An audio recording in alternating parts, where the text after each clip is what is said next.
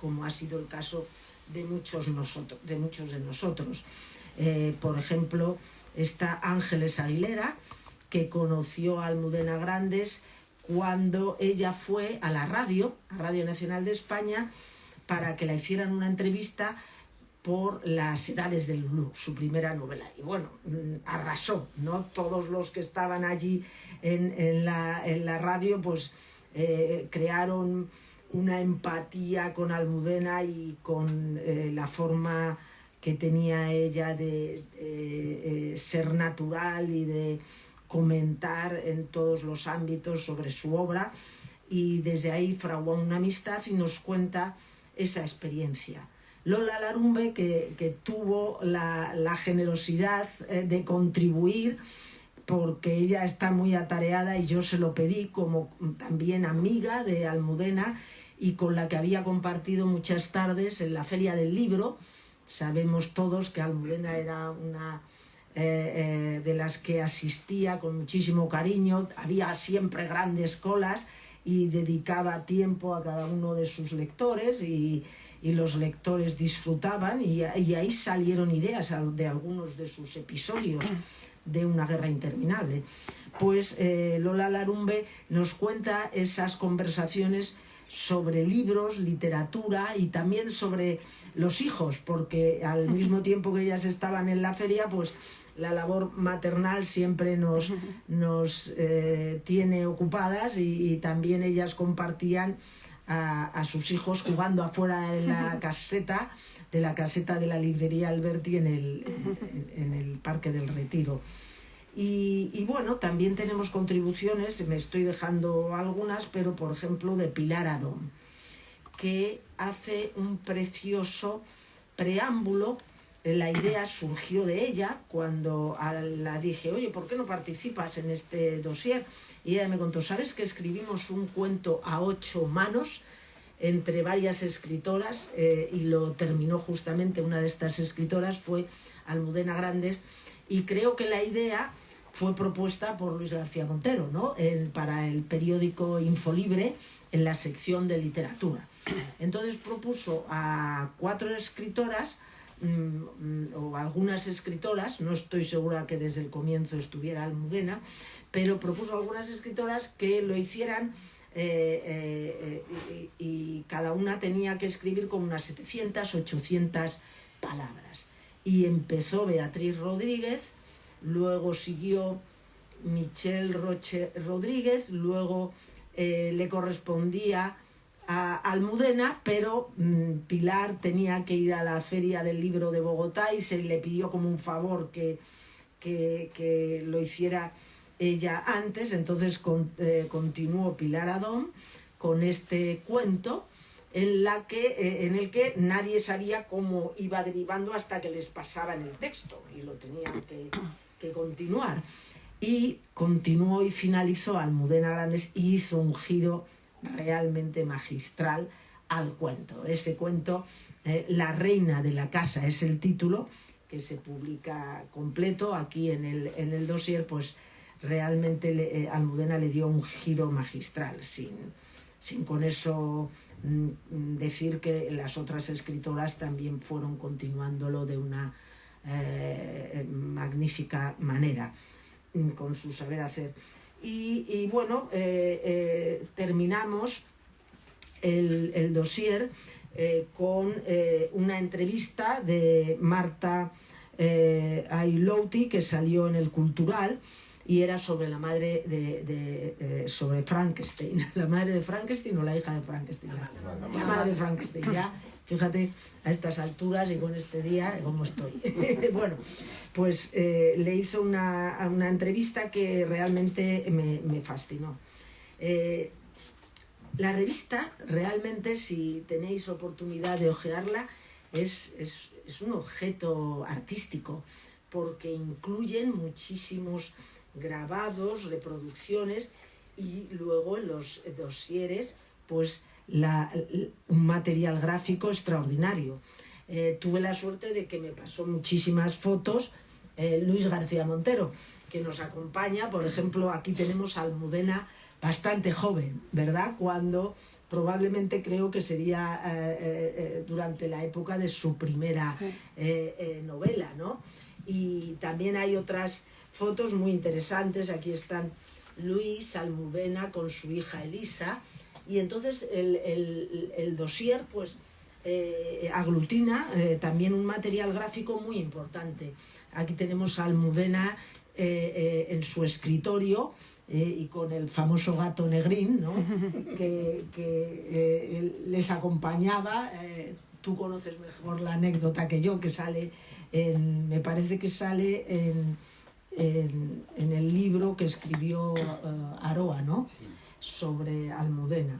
Entonces, bueno, realmente me parece que la revista hace un esfuerzo enorme por sacar artículos interesantes, combinar creación, y esto no lo hace solo en este número, sino que también lo hace en el resto de números, en el dedicado a Luis Landero igual, y en el dedicado a Manuel Longares, en el que pues los colaboradores suelen ser especialistas, profesores, y luego pues amigos del escritor. En el caso de Manuel Longares pues está Antonio Soler, está Luis Mateo Díez, Santiago Velázquez, un escritor más joven. Se van combinando para que sea una visión, digamos, bastante amplia sobre uno de los escritores en los que se centra el dossier.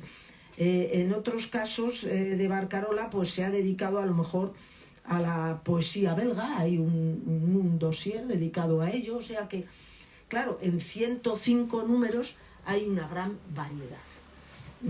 Y bueno, pues es un esfuerzo que realiza el director, que no he mencionado, que no nos puede acompañar hoy porque vive en Albacete, pero que de verdad trabaja de manera infatigable por sacar esta revista adelante. Se hace todo de manera voluntaria, y el director es Juan Bravo Castillo y José Manuel Martínez Cano. Ellos dos son los directores, y luego tienen un grupo muy pequeño que son los que realizan la maquetación de todos de todas las revistas, y realmente son personas, ¿verdad?, que cuidan mucho la revista. En este número también, como era el centenario de Kafka, pues de su muerte, claro está, pues hicieron un pequeño dossier mucho más limitado, pero con 3 o 4 contribuciones sobre el famoso escritor de la Metamorfosis. Y como ya he hablado quizás demasiado, pues quiero pasar la palabra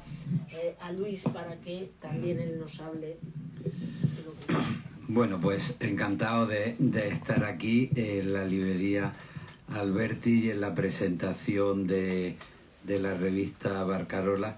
Yo creo que la librería y Barcarola son dos testimonios muy vivos de lo que fue la España cultural de la transición, la que salía de la dictadura y consolidaba la democracia, que tenemos que defender hoy hasta ante tanta idea extraña que está intentando regresar.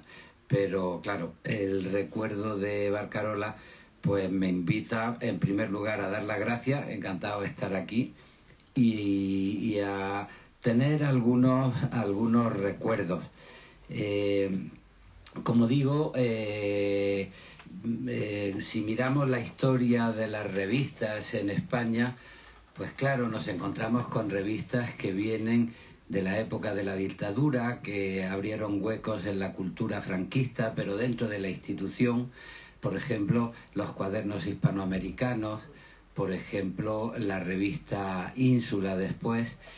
Pero hubo dos revistas que en los inicios de la cultura democrática se consolidaron y llamaron la atención y se comprometieron con la cultura. Una es la revista Turia de Zaragoza, que yo creo que su primer número es del año 80, si no recuerdo mal.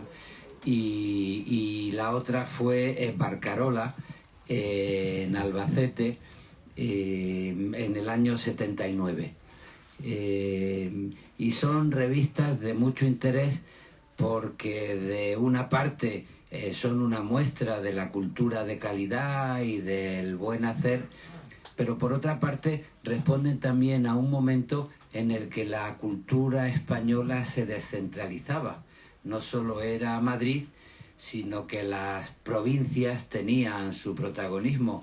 Yo en esta época pues terminaba en el 79 la carrera de Filosofía y Letras en Granada, publicaba mi primer libro y para mí ser poeta no era venir a Madrid a hacer carrera literaria, aunque por amor acabé en Madrid, sino que era ser un poeta que podía participar en la poesía, en la literatura española desde Granada.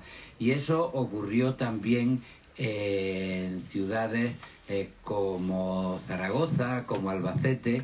En Granada hicimos una revista, Olvidos de Granada, que hizo un número de homenaje a la poética del 50,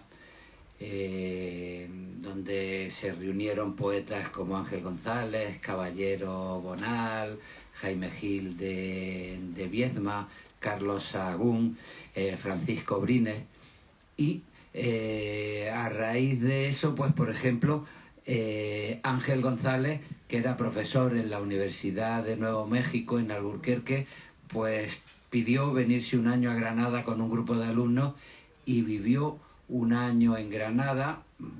Participaba en mi curso de doctorado en el año 85, pero también coordinaba la estancia de los alumnos de Nuevo México en Granada. Y recuerdo un viaje que hicimos juntos de Granada a Albacete en mi coche, porque la revista Barcarola organizó una lectura de poemas de Ángel González.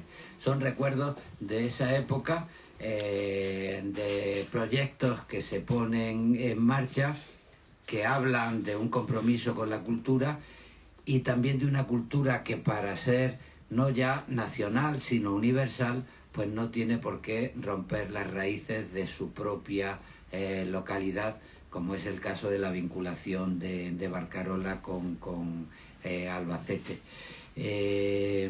Barcarola es una revista que es no solo admirable por haber resistido durante 45 años y haber conseguido la financiación, sino por mantener un índice de calidad muy notable, con un ojo literario muy notable.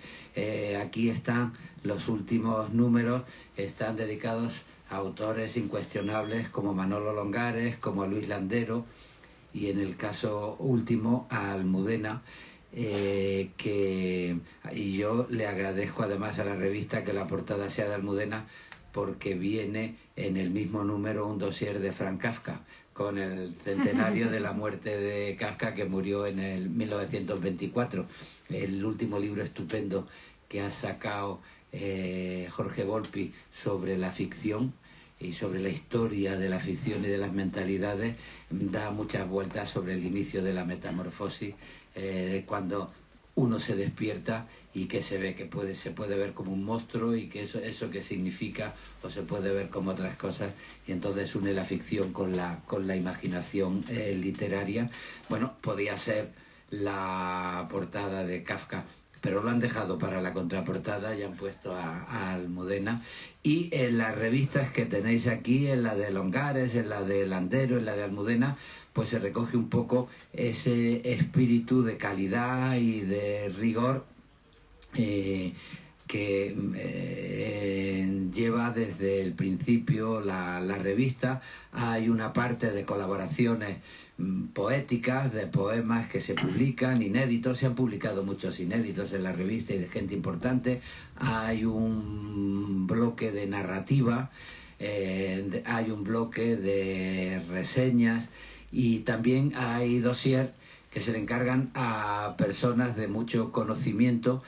En el de Almudena, que es el que ha recordado Ángeles, y que ella organizó con muy buen tino, pues hay una mezcla de profesores universitarios como Domingo Ródenas, como Lorraine, en un estupendo artículo sobre la imagen de la maternidad en las novelas de Almudena. Hay hay artículos de críticos literarios, no universitarios como Ángel Basanta, por ejemplo, que hace un artículo estupendo, y después de muchos amigos. Yo sentí un poco de celera de Manolo Longares al leer el artículo de Lola Larumbe, porque yo recuerdo que cuando empezaba a conocer a Almudena, algún librero amigo pues decía: oye, ¿tú tienes alguna amistad con Almudena? ¿No? Porque ha estado firmando, Chus Visor, ha estado firmando en Visor, y a los lectores les aconsejaba tus libros y hablaba de tus libros y tal.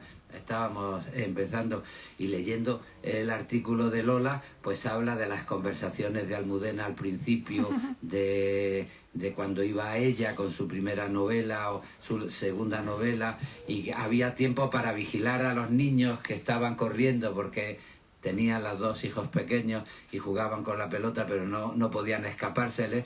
Firmaban, hablaban y vigilaban a los niños, y hablaba de Llamazares y de la novela que hablaba de salir y cómo admiraban a Llamazares. Recuerda la lealtad y el amor por el romanticismo de Longares, y yo digo, a ver cuánto llega a mí, pero va citando a todo el mundo y a mí no me cita. Luego te lo cuento. Bueno, pero digamos, son artículos también de amigos con relaciones personales, como Eduardo Mendicuti, como Ángeles Aguilera, como Azucena Rodríguez, y se mezcla el análisis literario con los datos biográficos, que son también muy importantes para reconstruir un tiempo, para reconstruir lo que significa, por ejemplo, pues la historia de una generación que ha contado con escenarios como la Feria del Libro de Madrid, o escenarios que en la democratización española pues permitían encuentros con escritores donde se fraguaba amistad, en una ciudad como Madrid, o encuentros como Berines, o en otros encuentros literarios donde se iba forjando un momento histórico que yo creo que fue importantísimo para la literatura española, el momento de la democratización, el momento donde Madrid tuvo un protagonismo muy importante, pero era un protagonismo compatible con el diálogo de las ciudades de provincias que hacían obras culturales tan importantes como Barcarola. De manera que yo estoy muy agradecido por el número de Almudena, pero en general como lector de Barcarola, por lo que significa, y encantado de estar aquí hablando en esta tarde de lluvia y melancolía con todos ustedes. Muchísimas gracias.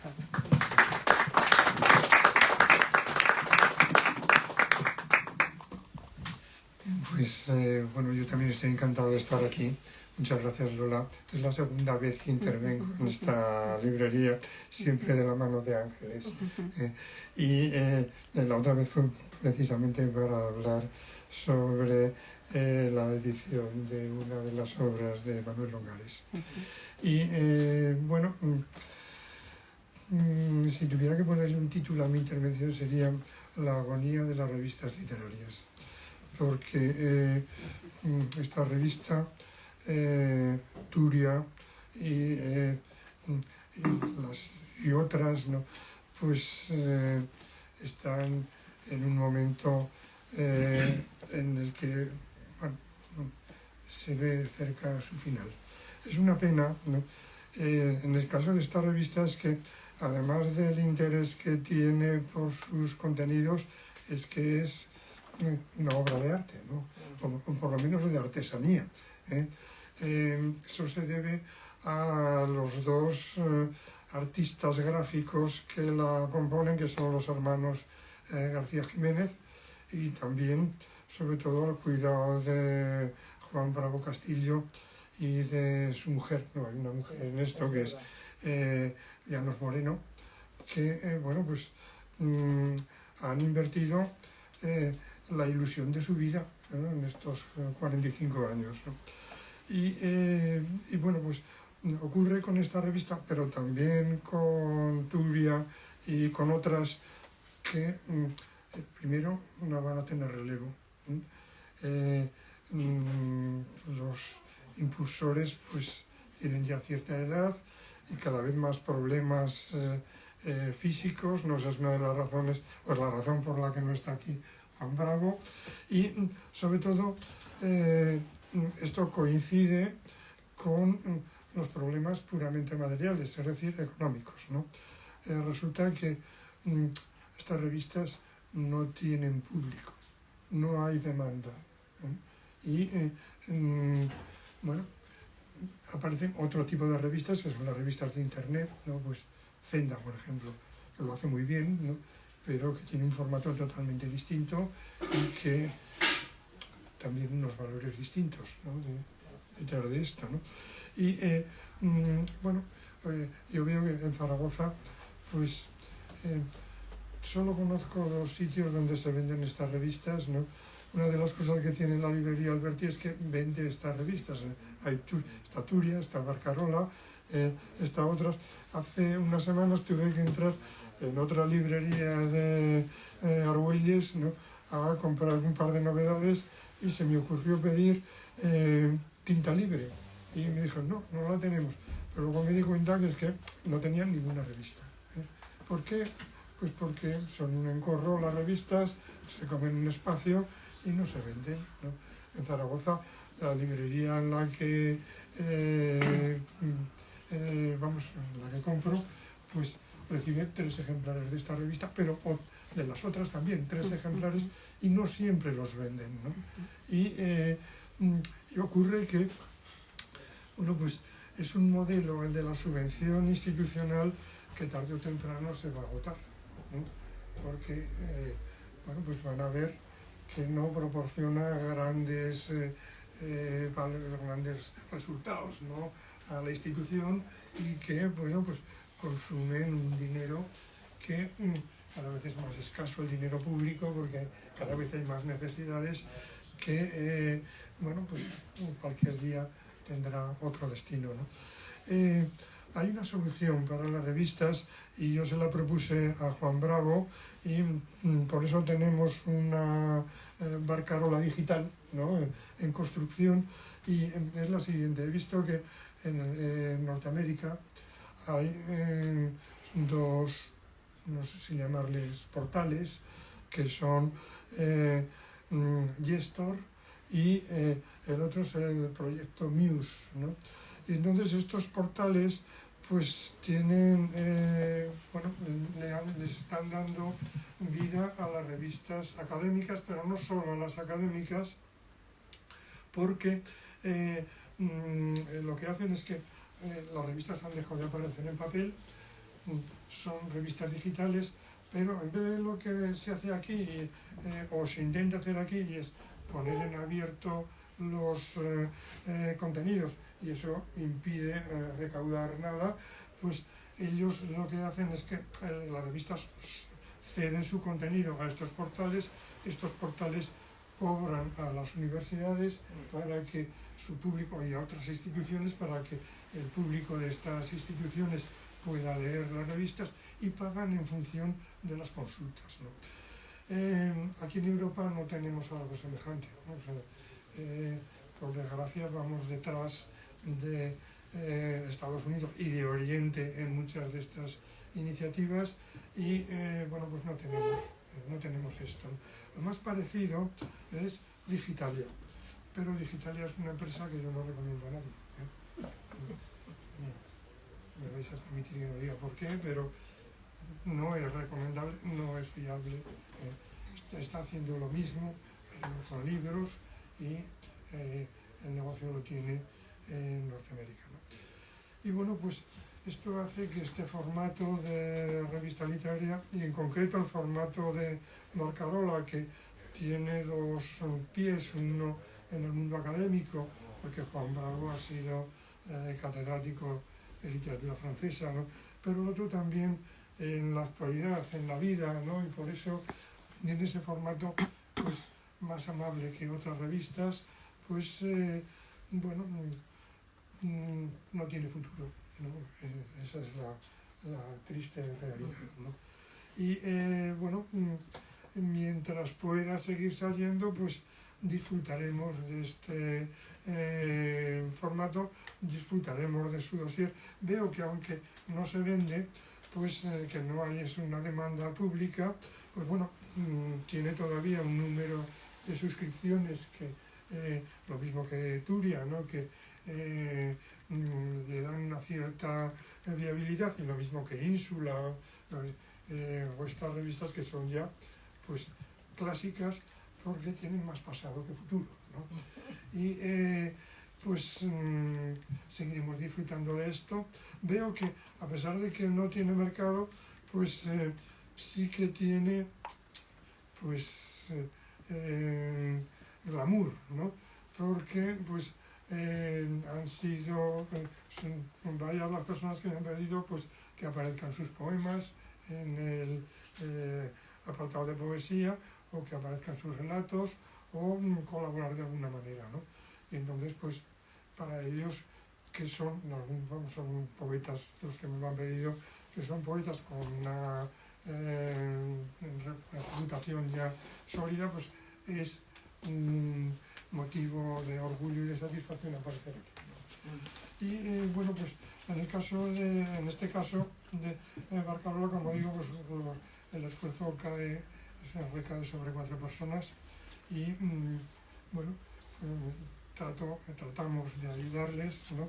Y dentro de lo posible, pero también al ser un trabajo pues local, pues no siempre es posible dar todo el apoyo que sería conveniente. Y bueno, pues es una pena que suceda esto, pero esta es la triste realidad. No sé si Cervantes podría hacer algo con esta revista, porque es un capital cultural importante, ¿no? Y, además un capital cultural español, ¿no? Las tenemos en la hemeroteca y en algunas bibliotecas del instituto están suscritas, y muchos números se han presentado en el Instituto Cervantes para apoyar el proyecto. Pero bueno, si tú haces una propuesta en firme, podemos hablar con la Dirección de Cultura y Biblioteca a ver cuántos ejemplares podemos comprar para distribuir.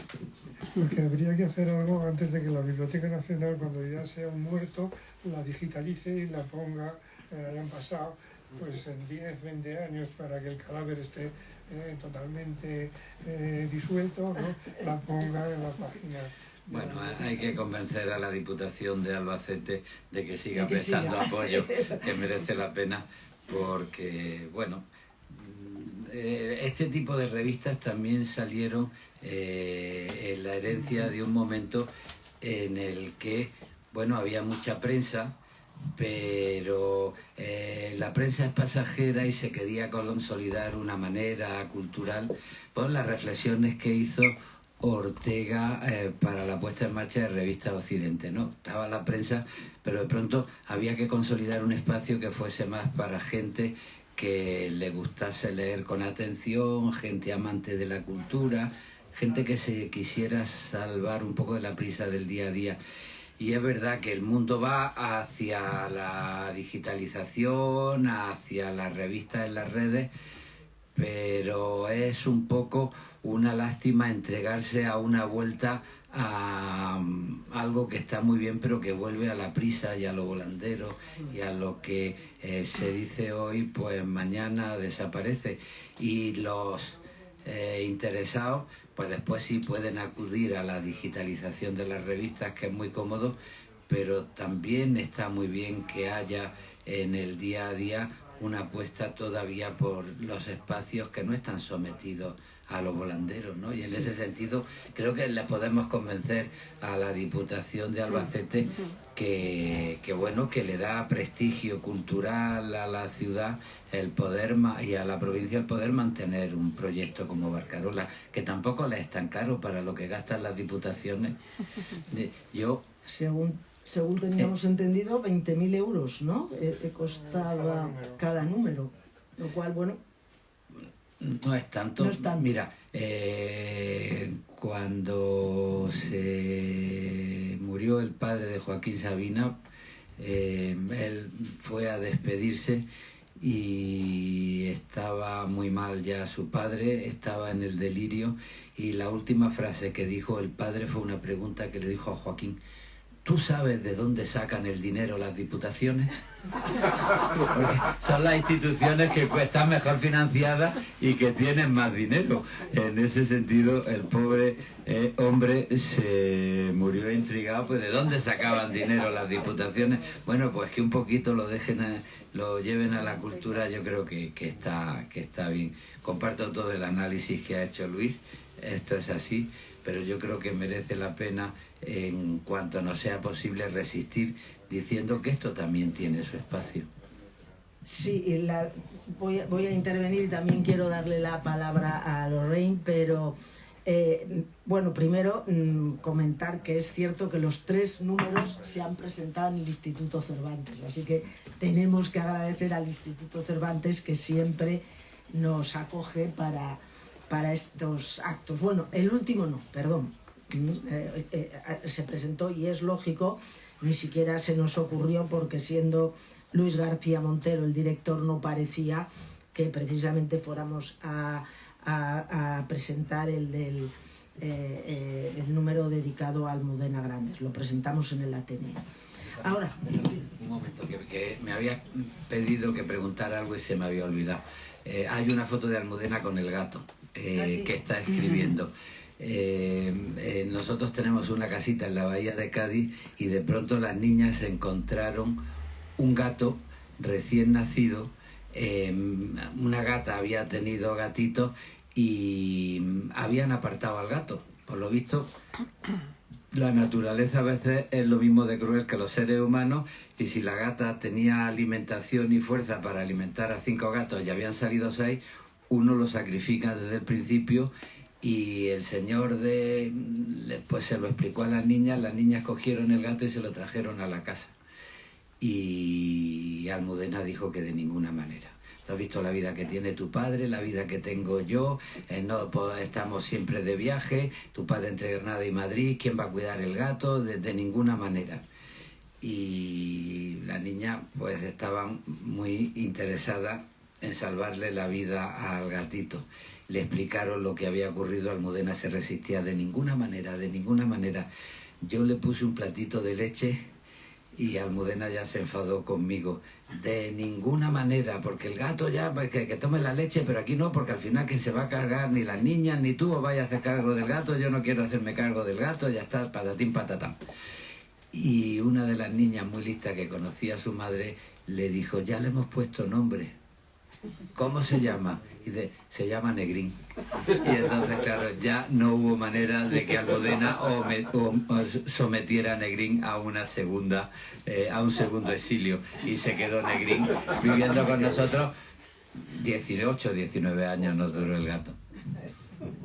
y sale la foto preciosa, está Almudena, como habéis visto, y el gato ahí en primer plano. Yo quería comentar que para mí sería ideal que estas revistas combinaran el papel y lo digital. Primero, no me gusta nada cómo funciona muchas veces JSTOR y Musa tampoco el proyecto, y además tienes que estar metiendo las tarjetas de crédito para que te manden el ejemplar digitalizado y todas esas cosas que, bueno, me resulta un poco pesado para poder leer un número, pero funciona creo... bien Dianet, ¿no? El sí, a los investigadores nos ayuda, sí. Y para mí creo que hay dos revistas que salen muy bien y que podemos mencionar, que son Cuadernos Hispanoamericanos, que sale en papel y tiene su versión digital, y Ínsula, que también hay papel y versión digital.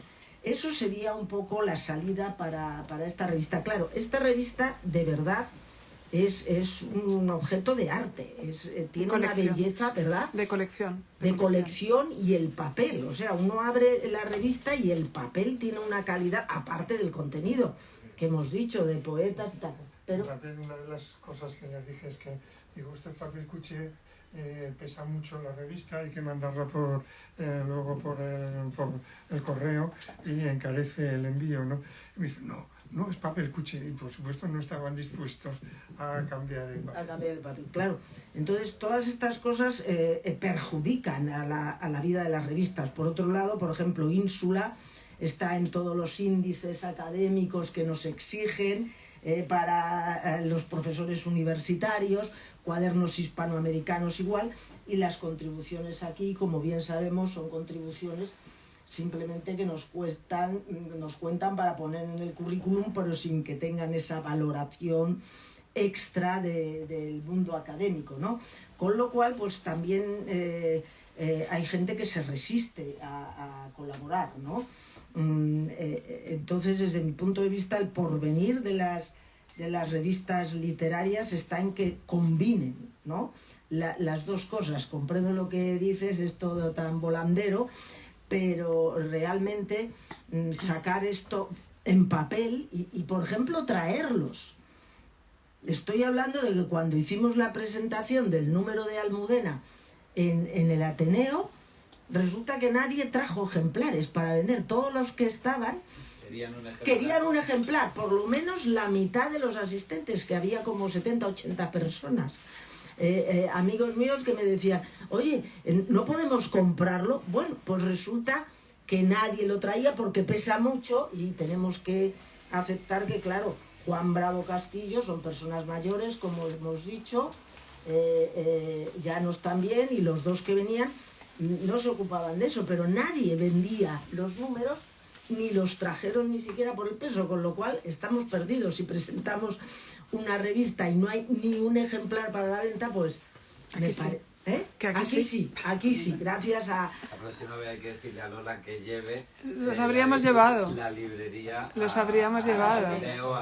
Sí, los habríamos habríamos llevado, claro, los habríamos Claro, llevado. eso hubiera sido, Sí. ¿verdad? Una opción. El peso es para un librero algo habitual. Algo habitual, sí.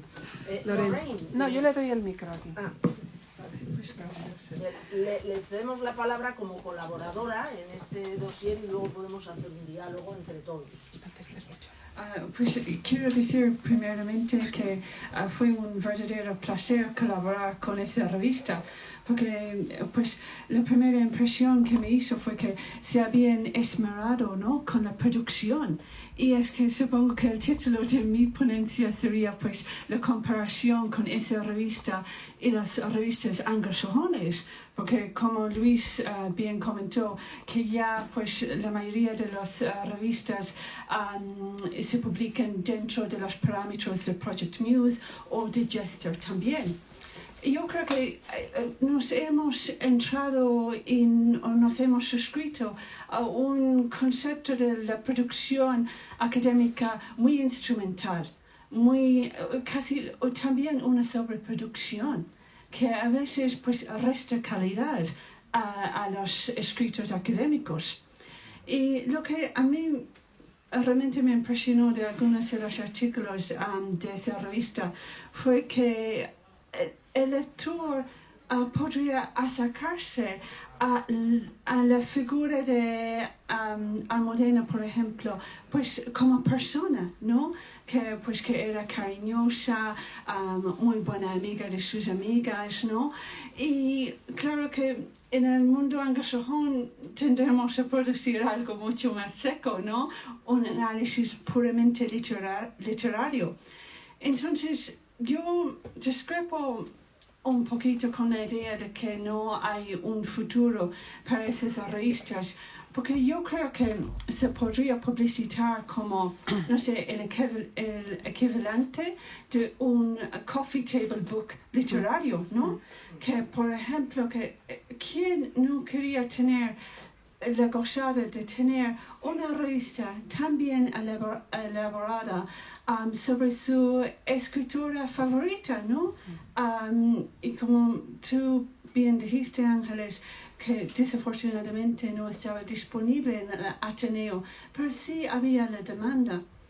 Y al fin y al cabo, es muy loable que el comité editorial tome en cuenta las necesidades del lector, porque al fin y al cabo la lectura es una experiencia sensorial y táctil. Y pues es que Project Muse no te lo da por mucho del MLN que leas, ¿no? Y realmente fue un homenaje muy multifacético y la verdad que fue un privilegio colaborar con la revista y gracias Ángeles por haberme invitado. Gracias. Tiene un libro estupendo publicado tiene un libro estupendo publicado en Routledge, ¿no?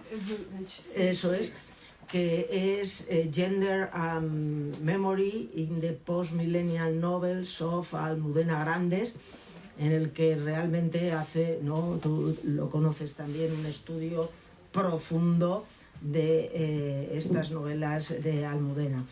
Y se entusiasmó enseguida a colaborar y bueno, pues éramos todos de habla hispana, y, o sea, españoles, y Lorraine lo hizo ella sola y con un español, sobre todo con un análisis magnífico, por su admiración a Almudena. Lo que antes he dicho en broma, lo de que Distinto Cervantes podía colaborar en esto. Ahora voy a decir en serio, ¿no? Mira, esto tenía que ser una iniciativa privada o semi-privada, ¿no? Como son en Estados Unidos, ¿no? Aquí lo más factible sería que, por ejemplo, el Grupo Planeta, que ahora tiene sus propias universidades, pues debería tener una idea de este tipo, salvar las revistas, porque efectivamente se puede mantener el papel durante un tiempo todavía, no mucho, ¿no? Si conseguimos una financiación vía digital suficiente, ¿eh? Es decir, una financiación y sobre todo una utilidad social, ¿no? Porque el problema es, a mí no solo me preocupa que una revista tan atractiva como esta deje de aparecer. El problema es todavía más histórico, ¿no? Y es que el pensamiento moderno empezó hace 200 y pico años en revistas, ¿eh? Es que Schiller sacaba sus revistas, los grandes autores y pensadores tenían su revista o colaboraban en una revista. Dostoyevsky sacó sus revistas, ¿no? Bueno, pues ese modelo desaparece, aunque siga habiendo estas revistas de internet del tipo de Zenda. ¿Por qué? Pues porque las revistas de internet pues van a un formato muy efímero, artículos muy cortos, todos son reseñas, publicidad, ¿no? Porque lo que es fundamentalmente un negocio, lo que no fue en su día, ¿no? El espíritu. Entonces la muerte del espíritu moderno, o mejor dicho, de uno de los aspectos más interesantes, atractivos y productivos del espíritu moderno, lo que decae con estas revistas. Muy importante en la modernidad la definición de la figura del lector. Primero con la imprenta, cuando salió la lectura de los monasterios, después en la modernidad, como decía Luis, y ahora está habiendo una transformación de la figura del lector muy importante entre lo que es el lector tradicional, con el que nos identificamos nosotros, y el lector de la prensa digital, y de los tweets y de los bulos y de los titulares y de las 100 y pico palabras por artículo, porque nadie se detiene a leer más de la cuenta en una pantalla, ¿no? Eso es así. Bueno, hemos hablado bastante, pero si quieren participar, si queréis participar, comentarios, Tenemos vuestra visión, pues adelante. No, ya se lo... Mira, yo creo que Pásaselo. que se recomienda esta revista, en muchos blogs. Por ejemplo, yo en Jesús Ferrero la recomendado muchas ¿Se la puedes veces pasar el y en micro? otros sitios. Es imprescindible, con perdón, que sea en papel.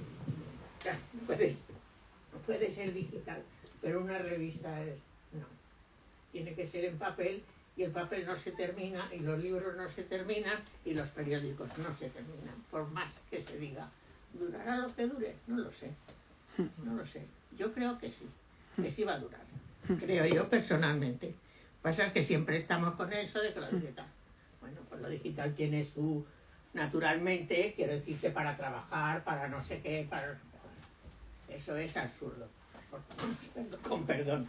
Claro, quiero decirte, no se queda en la cabeza, no sé, en fin, lo que todos sabemos de las cosas digitales. Y esta revista es, yo tengo muchas antiguas, el doble de gordas que esta, algo, pero pues porque habría más dinero o lo que fuera, y es extraordinaria, lo que sea, y tiene que, desde mi punto de vista, en papel. Y sí lo lee mucha gente, aunque nos creamos que no lee ya nadie. Yo creo que sí. Pues ojalá. Hay otra pregunta aquí atrás. Habéis hablado de las revistas que salieron pues en el 79, en el 80, en Albacete, en Granada, en Zaragoza.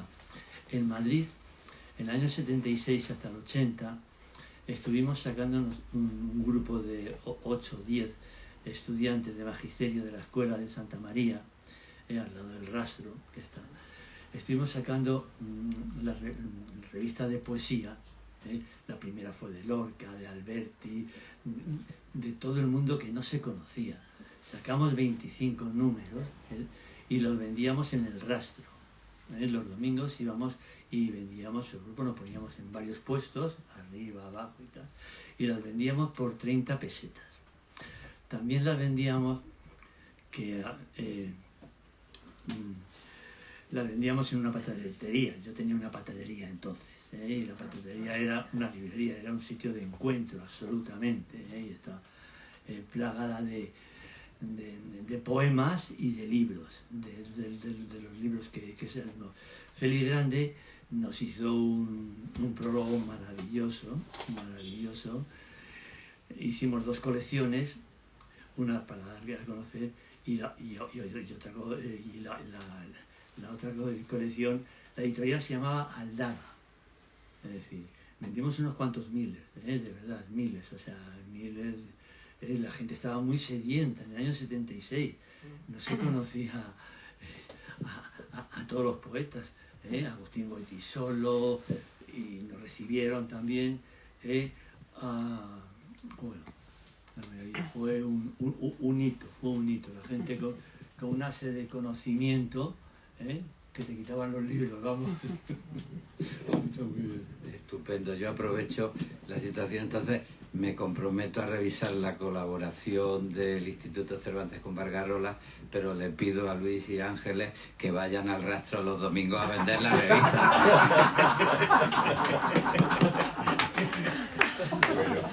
Bueno, pues muchas gracias. Yo también por aportar así como una micropartícula de esperanza y de optimismo respecto a las cosas hechas en papel. Han pasado muchas cosas raras en estos últimos años después de la pandemia relativas al mundo de los libros, de las librerías, de la lectura, que yo creo que nadie se podría haber pensado. De hecho, yo creo que desde el año 2013-2014 ya nos daban por muertos a todos los que teníamos que ver incluso con la lectura. O sea, que ya no solamente era el soporte, sino como con el hecho en sí de leer iba a cambiar todo, las librerías iban a dejar de existir, de hecho las librerías cerraban paulatinamente y dedicarse al mundo de la edición o de la creación incluso era ya absurdo porque dentro de nada desaparecería todo y solamente tendríamos el espejo para mirarnos de la pantalla, ¿no? Y eso parecía que iba a ser así y muchos lo teníamos ya, bueno, pues hemos vivido unos cuantos años bonitos y pues que nos quiten lo bailado, ¿no? Pero después del confinamiento, la sociedad civil, tuvimos un momento como de clarividencia, que no duró mucho, por desgracia, porque duró esas semanas de soledad y de miedo de que todo empezaba a tambalearse, a desaparecer. Y hubo una especie de reacción que viene desde las tripas de la humanidad, ¿no? Que es las ganas de contarse cosas, de compartir cosas y de lo importantes y el acompañamiento que son los libros y la lectura y los libros en papel, ¿no? Entonces, bueno, pues desde entonces, cuando se abrieron las librerías, pues las colas no llegaban por fuera. Me acuerdo Almudena Grandes, que vino nada más a abrir la librería a finales de mayo, que podíamos hacer ya cosas, pero todo en la calle, y estuvo ahí firmando. Tenemos fotos con Almudena, con una larga cola de lectores y lectoras que le estaban esperando, ¿no? Y esto, bueno, pues se ha mantenido en el tiempo. También yo pensaba que iba a ser una cosa coyuntural, bueno, pues de esa reacción, y se está manteniendo en el tiempo, y los libros en la librería Alberti nos comen, o sea que se sigue editando muchísimo, el índice de lectura también ha mejorado, las editoriales independientes siguen creciendo, y además estamos observando ahora un fenómeno que tiene que ver con el papel, que es los jóvenes están comprando unas series que son clanes de colecciones de trilogías, tetralogías, sextalogías, que son ediciones especiales, por ahí hay alguna, ediciones especiales limitadas, con unos cantos dorados, con una serie como de alibís que lo distinguen de la edición común de ese libro, que también se vende en su edición común. Entonces yo creo que Barcarola, en cierto modo, se podría apuntar, es verdad que todo necesita que sea mirado, ¿no? Pero Barcarola se podía apuntar un poco a esa cosa del libro, de la vuelta al libro como fetiche, que lo habíamos perdido, ¿no? Que se había perdido, ¿no? El hecho de tener el libro, de poseer el libro. Aquí en la librería también vivimos los años en los que gente que había comprado libros toda la vida empezó a decirnos: ¿para qué voy a tener yo tantos libros en mi casa? O cuánto pesan, o ya no me sirven para nada, pues tengo 5.000 libros en el lector, pues ya no quiero, o sea, como una negación, ¿no? de todo ese acompañamiento físico, táctil, ¿no? Que había sido importante para muchos, ¿no? Como decían aquí, ¿no? Esos años en los que no había libros y las revistas ofrecían esa posibilidad de conocer, ¿no?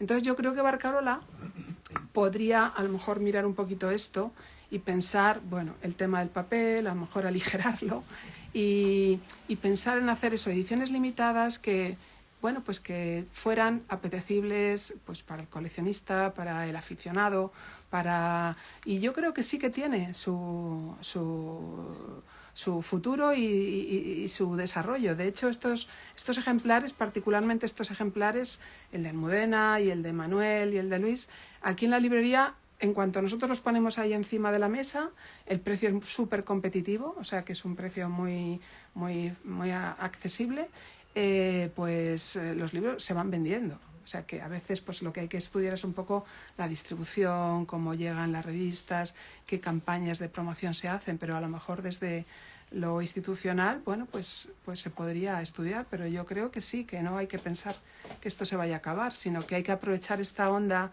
dedicar dosieres a escritores que nos importan mucho y a los que queremos tener cerca con sus fotografías personales, ¿no? O sea que a mí me parece que es un milagro que haya llegado a los 45 años, pero yo creo que entre todos los que estamos aquí en el mundo del libro y tantos lectores que están jóvenes, muchos de ellos, ¿no?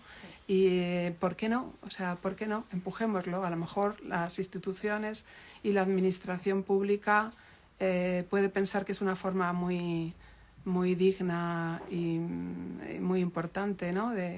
de apoyar la cultura, o sea que yo animo a Barcarola. ¿A que sí? Súper breve, subrayo cada una de las palabras que decía Lola. Sí que se me ocurría una idea así un poco de rara avis, porque también soy súper fetiche de lo que es el libro y abogo por la lectura en papel siempre, pero quizás para que este tipo de proyectos tan maravillosos no queden huérfanos, así abro un poco la posibilidad de poetas emergentes o poetas nuevos de nuevas generaciones, como en las que me incluyo, quizás darle voz. Muchas veces no encontramos esos altavoces adecuados, que no sean redes sociales, que no sean todo lo que se está consumiendo hoy en día, y yo que abogo, como decía, por el papel, me gustaría encontrar también un hueco en este tipo de libros, de revistas literarias con las que me siento súper afín, aunque sea de los 90. Yo, o sea, quiero decir que me siento mucho más afín a esto que a redes sociales, que muchas veces tenemos que acceder a ese altavoz simplemente para tener visibilidad. Entonces, no sé, tipo colaboraciones con con poetas y escritores, escritoras más consolidado, hacer ese tipo de binomio y esa dualidad que creo que puede ser muy una simbiosis para ambas partes. Lo dejo. Muchas gracias. Bueno, pues muchísimas gracias a todos por vuestra asistencia, gracias a Luis García Montero, a Luis Beltrán y a Lola Larumbe, a Manuel Longares. Manolo, ¿nos quieres decir algo de tu visión de las revistas literarias? Seguro que no, porque tú también tienes una gran experiencia editorial de tantos años. No, lo que tengo es años. No, de tantos años como que fuiste periodista, editor y demás, ¿no? Bueno, pues muchísimas gracias a todos. Muy bien.